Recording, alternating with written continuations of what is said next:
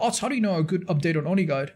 No, I don't think there's a fully updated Oni guide. I know some people that play him, but I don't think any of them have put up a guide, I'm sorry. Go watch squads, it's still pretty good. I play Addon of Oni, probably make a guide soon. That's great, send me a message, SK, I'd love to give it a shot. And give it a watch, I mean.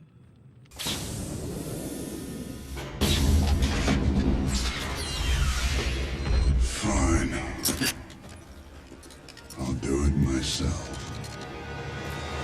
Oni is a decently popular killer, as per the most recent killer statistics provided by Behavior, and if you're watching this, then odds are you're interested in Oni and are on the search for a guide. My goal with this one is to provide a beginner or intermediate killer player everything they will need to know to start playing Oni.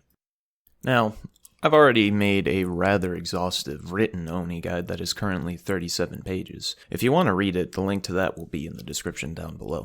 A great Oni guide has already been made by Scott Junt, and if you want to check that out, I'll link it in the eye in the top right of the screen. But he created it over 2 years ago now, and while a few good guides have been made since then, none are as informative as Scott's was. Scott's guide is still incredible. Every tip and trick he gives in that guide is still relevant to this day. However, while not a lot about Oni has changed, a lot about DBD as a whole has changed since Scott's guide. 9 killers have been released since then, and with them, 27 perks, some of which have been reworked in their time since release. Also, this guide is coming off the heels of the Haddonfield and Hemorrhage rework, and the Hemorrhage rework in particular brings some spice to Oni that just wasn't there when Scott's guide was made. Let's go over some general pros and cons for playing Oni. First, the pros. He has a ton of map pressure when his power is online, and when you're using it, survivors will play differently than when you didn't have it. He has an insta-down mechanic, so if you're coming from another killer that also has one, like the Hillbilly, the Shape, or the Cannibal, you should feel right at home here. He gets a decent amount of information for free with his power's blood orbs, and when his power is online, he is perhaps the most mobile killer in the game. This mobility is great for chasing, looping, and putting pressure on the survivors. Unfortunately, Oni is not the perfect killer, so he does have some downsides. Without his power, Oni is a very bare-bones killer, with only 4.6 movement speed and the trusty basic attack. His power has to be built up unlike the Hillbillies, and its mechanics give a very long, effective cooldown that you as the player don't have much control over if the survivors don't make mistakes often. His power is also very telegraphed, with multiple map-wide noise notifications to let survivors know exactly what you are doing. Like I alluded to before, Oni's entire shtick is his power, so let's go over that now. I believe Oni genuinely has one of the best powers in the game, and this is balanced by the fact that he has to build it up, similar to how the Shape has to, making for a lengthy cooldown, unlike some killers such as Nurse or Blight. And since his power is so important, to better explain Oni as a killer, you need to understand his power perfectly. Basically, Oni has a power gauge that you must fill in order to use his power. Think of this gauge as a meter that needs to be charged to full. You need 100 charges in order to be able to utilize his power. From here on, we're going to be getting into numbers pretty heavily, so bear with me. The primary way you will be filling your gauge is by injuring survivors. Whenever you hit a healthy survivor and put them into the injured state with a basic attack, you will instantly gain 40 charges for your gauge. From that point on, injured survivors will passively drop blood orbs at a rate of 2 orbs every 4 seconds. These blood orbs are rendered for you when you are within 35 meters of them, and you see their auras through walls within 8 meters. If the survivor interacts with an object, such as dropping a pallet, vaulting a window, entering a locker, etc., they will drop 2 additional blood orbs. If an injured survivor fails a skill check, they will drop 2 blood orbs. If you hook a survivor, they will drop 2 blood orbs.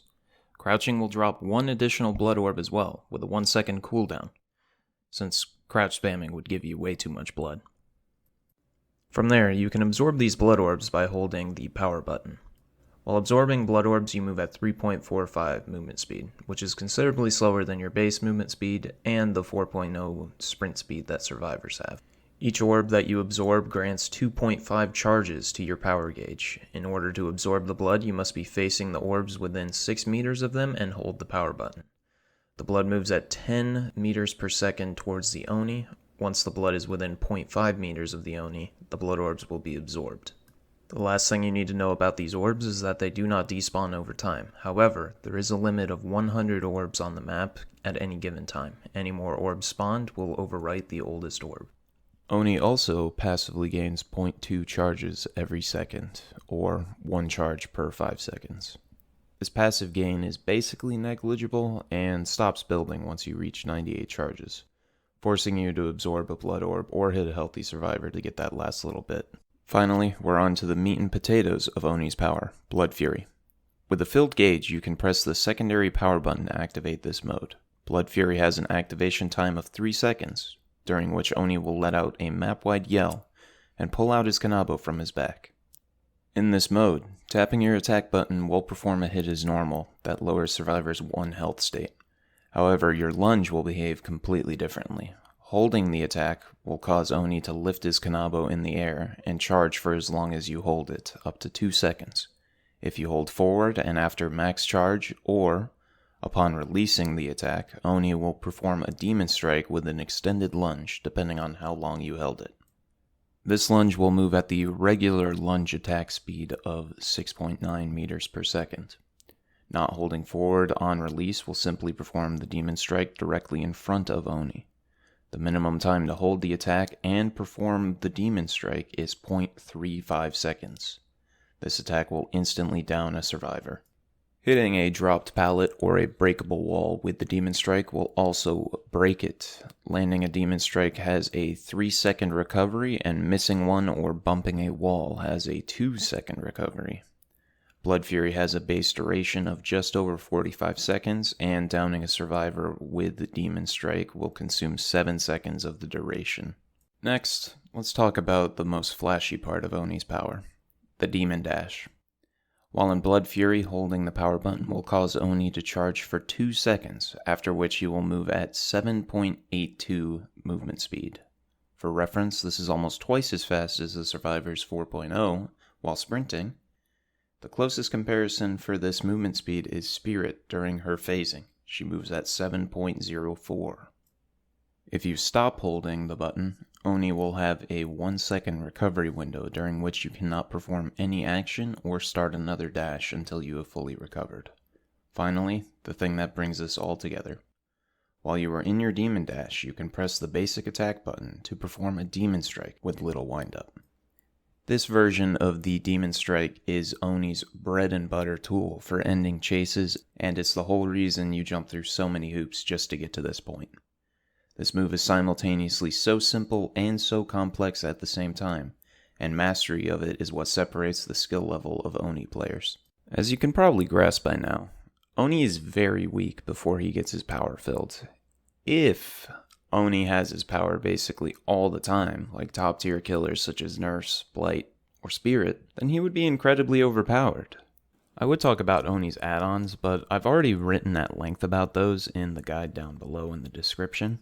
But as a general rule of thumb, the best add-ons are the ones that increase your power duration, and the worst ones are the iridescent add-ons. Everything else, with the exception of the aura reading distance add-ons, bring something to the table, and they are solid picks. Now, let's talk about the builds. After a ton of testing with established Oni builds and experimenting with various perks and my own builds, I've come to the conclusion that Oni's best performing builds follow a set formula. This formula consists of 2 information perks, 1 slowdown perk, and the last slot goes to a utility perk that either helps his base kit or helps out the rest of his build. Let me explain that formula a little bit more. Even though the current meta for Dead by Daylight is just stacking slowdown perks, I think information is better for Oni overall. This is because Oni's power allows him to exploit information perks better than other killers, meaning just 1 information perk feels suboptimal, but 3 is definitely too much. I've had the best experience running 2. Some kind of slowdown is basically required in the current meta, so having 1 to 2 of those is basically a minimum. Lastly, some kind of utility is nice for making Oni feel better overall, but it's not required by any means. It's on to the meat and potatoes of this video, exactly what you can do with Oni's power. I'm going to be throwing a lot of tips at you here, but the first one is the most important one. So much so that it isn't even a tip for Oni so much as it is a rule for Dead by Daylight in general. If you take away one single thing from this video, let it be this. Oni without his power is just a basic attack killer. So you have to know your fundamentals like loops, mind games, and baiting survivors. It is essential. Entire games can hinge on whether or not you get a good early game hit. You want your power as early and as often as possible. Now on to the more Oni specific tips. I'm going to give you what I consider to be the big 3 tips for Oni up front. First, you've already heard it, but the first hit is critical. What you do after the first hit is up to you. You can keep chasing for blood orbs or a down, or break off and try to hit another survivor. Whatever you feel is the best use of your early game is fine. There's one exception here, and this is the second tip. If the first survivor you hit has a medkit, do your best to follow them for a down. If you leave them, they will just go off and heal, leaving less blood orbs for you on the map and making your already weak early game even weaker. The third one is the most valuable tip for using Oni's power. Know when to use your Demon Dash, and know when to just follow like a basic attack killer. Some loops are just too difficult to chase with your Demon Dash, and you will waste a lot of time and your power gauge following them. Now that I have gone over what I consider to be the 3 biggest tips for Oni, I'll go over some smaller but still important tips.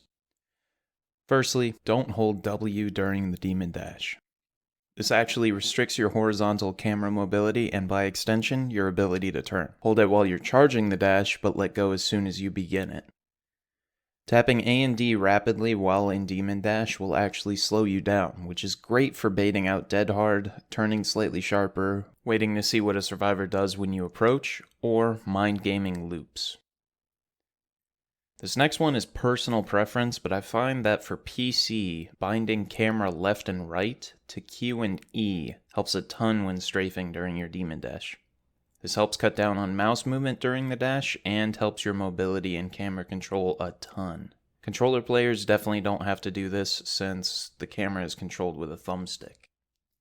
This next one is really useful during chase. You can use your Demon Strike to break a pallet the moment a survivor drops it, similar to how a Nemesis or a Demogorgon could with their power. This cuts down on how much distance the survivor can make from that pallet. Now to talk about some more advanced Oni tips. First, your dash is not stopped by walls, unlike Hillbilly, Blight, or Cannibal. You can use this to slow yourself down, making turns you otherwise would not be able to, or mind gaming survivors. There's a lot of nuance with this strategy that I can't really get into here. This is something you'll have to play around with and try out until you really understand it. This next part might be the most iconic part about Oni. You can turn the camera at any point during your charged Demon Strike lunge, meaning you can use it to move around corners and get surprising hits during that last little bit. This turn is limited by 90 degrees and is called a flick. You can overcome Oni's Demon Dash 90 degree turn limit with a couple little tricks though. This is the most well-known way. By angling your camera up or down, then quickly pulling it down or up during the swing and turning your camera at the same time, you can turn up to 180 degrees during the attack animation. Alright, this is Future Sprite here. While editing the video, I realized that there needs to be a little bit more of an in-depth showcase of exactly how to do the 180 degree flick. This clip is from a couple of months ago, but it's still just a great example of how flick works. So let's get into it. So, for context here, I'm approaching this pallet gym. There's a Michaela here that just dropped this pallet, so I can't go in that way, obviously. So I come around here, and at this stage, let me rewind a little bit. At this stage, I have gone towards the pallet. I'm trying to come around that angle and hit her while she's on this side of the pallet. I've established that she's not at the pallet at this instant, and that she's in fact going to the right here.